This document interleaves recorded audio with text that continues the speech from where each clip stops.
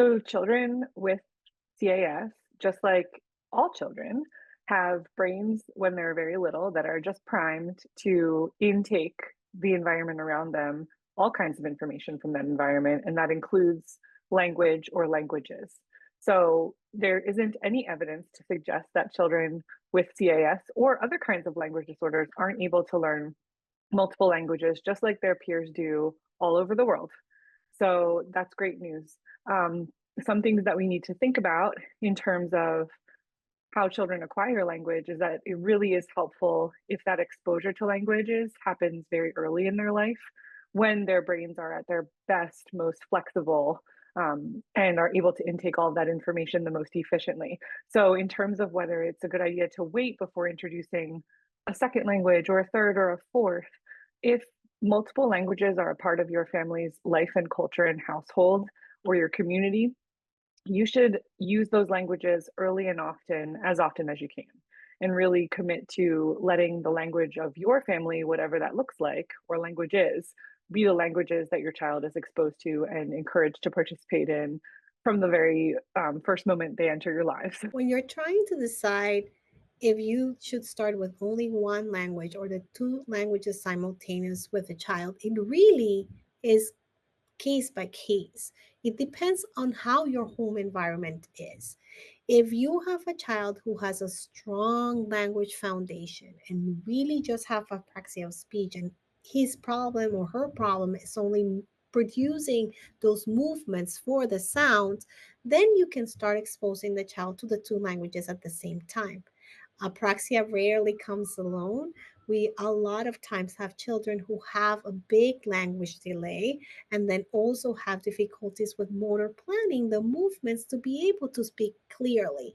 So I would say you need to consult with your speech and language pathologist, whoever is treating your child, to make that decision.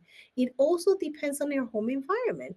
If you're in an environment where dad is from Brazil and speaks Portuguese, and mom is from Colombia and speaks Spanish, you absolutely want to expose the child to the two languages because that's what their environment is. But if you are a English speaking home or a Spanish speaking home and you just want your child to, as a hobby or as a second thing, learn another language, then I would, yeah, I'll be cautious to teach him that second language until they have more of a solid language foundation and they have acquired the movement or the patterns for the production of the sounds in the language that you're targeting. But if your environment is multilingual and that is what your child is exposed to, you don't want to take that away from your child. Let's say you're going to speak Portuguese and English to one of your children and then limit your other child to only be exposed to English because you think that they have apraxia or he's being diagnosed or she with apraxia. You want to be able to ensure that that child is not singled out and is really building the social emotional foundations and the language foundations that they need to communicate with you at home. So I would say really consult with your speech and language pathologist, the team that is working with your child to make that decision. Please do not take away the languages that are in your environment to single out the child with motor planning disorder or apraxia of speech. When and how to introduce multiple languages is a question that families are always thinking about. What works best? Who should speak what? And the truth is that across the world and in all kinds of different situations, we have almost no perfect bilingual children, right? Perfectly balanced bilingual children or grown-ups or adults or anywhere in between. So the way that language exposure happens is going to be fluid and change over time.